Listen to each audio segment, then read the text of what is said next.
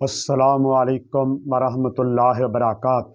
اعوذ باللہ من الشیطان الرجیم، بسم اللہ الرحمن الرحیم۔ الذین ان مکناہم فی الارض اقاموا الصلاۃ وآتوا الزکاۃ وامروا بالمعروف ونہوا عن المنکر۔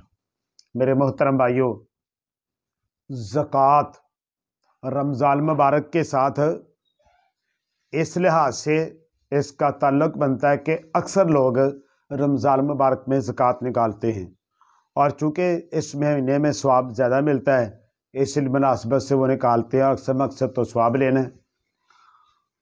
بھائیو، زکوٰۃ جو ہے یہ پہلی شریعت اور نبی علیہ الصلوۃ والسلام پر اترنے والی شریعت، ان سب میں یہ مشترک ہے، جیسا کہ عیسیٰ علیہ السلام کے بارے میں ہے وَأَوْصَانِي بِالصَّلَاةِ وَالزَّكَاةِ مَا دُمْتُ حَيًّا، کہ اللہ تعالیٰ نے تاحیات مجھے نماز کا اور زکوٰۃ کی ادائیگی کا حکم دیا ہے۔ میرے محترم بھائیوں، زکوٰۃ جو ہے یہ ارکان اسلام میں سے اہم ترین ہے، اس لیے اللہ تعالیٰ نے اکثر مقام پر زکوٰۃ کا اور نماز کا اکٹھے ذکر کیا ہے۔ وَأَقِیمُوا الصَّلَاةَ وَآتُوا الزَّکَاةَ وَارْکَعُوا مَعَ الرَّاکعِینَ، اور کئی مقام بھی ہیں جہاں دونوں کا اکٹھے ذکر کیا ہے۔ میرے بھائیو، زکوٰۃ جو ہے یہ اتنا اہم فریضہ ہے کہ اللہ تعالیٰ نے اس کو حکمرانوں کی ذمہ داری کے اندر شامل کر دی ہے۔ سورہ حج میں پڑھ لیں کہ جن کو ہم نے حکومت دی ان کے ذمہ ہے کہ وہ لوگ نماز کا نظام قائم کریں، وہ زکوٰۃ کا نظام قائم کریں، نیکی کا حکم دیں اور برائی سے روکیں۔ یہ زکوٰۃ کا مسئلہ اتنا اہم ہے، حضرت ابوبکر صدیق اور رضی اللہ عنہ جب کچھ لوگوں نے زکوٰۃ کی ادائیگی سے منہ موڑ لیا تو بعض لوگوں نے کہا کہ یہ لوگ کلمہ تو پڑھتے ہیں، آپ ان کے ساتھ کیسے جہاد کریں گے؟ حضرت ابوبکر صدیق اور رضی اللہ عنہ نے کہا کہ اگر یہ لوگ صرف معمولی چیز اونٹ کی ایک رسی کے برابر بھی اگر مجھ سے روکیں گے زکوٰۃ تو میں ان سے جنگ کروں گا، اور پھر ان سے جنگ کرنے کے لیے نکل کھڑے ہوئے وہ لوگ مطیع ہو گئے۔ اگر زکوٰۃ ایک عام فریضہ ہوتا، حضرت ابوبکر صدیق رضی اللہ عنہ اس معاملے کو اتنا سنجیدہ نہ لیتے۔ میرے بھائیو، زکوٰۃ جو ہے یہ اسلام کا ایسا معاشی نظام ہے، پوری دنیا میں، پورے مذہب میں، پوری دنیا آپ پھیر لیں، پوری کسی قوم کے اندر، کسی مذہب کے اندر، کسی علاقے میں، کسی خطے میں، دنیا کی کوئی قوم، کوئی مذہب اس جیسا نظام پیش نہیں کر سکتے کہ جس کے اندر یہ ہو تؤخذ من اغنیائہم وترد علی فقرائہم، کہ امیروں سے لی جائے گی اور غریبوں کے اوپر خرچ کر دی جائے گی۔ جبکہ دنیا کے بنائے ہوئے نظام ان سب کا مطالعہ کر لیں، ان میں تو یہ چل رہا ہے کہ امیروں کی دولت بڑھتی ہے، غریبوں کا خون چوس چوس کے، امیروں کی دولت بڑھتی ہے، غریبوں کے خون کے قطرات سینت سینت کے، امیروں کی دولت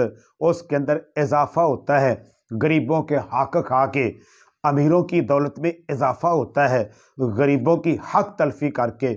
اسلام کا واحد نظام ہے زکوٰۃ، جس میں غریبوں کو دیا جاتا ہے۔ لیا کن سے جاتا ہے؟ امیروں کے لیے، امیروں سے لیا جاتا ہے۔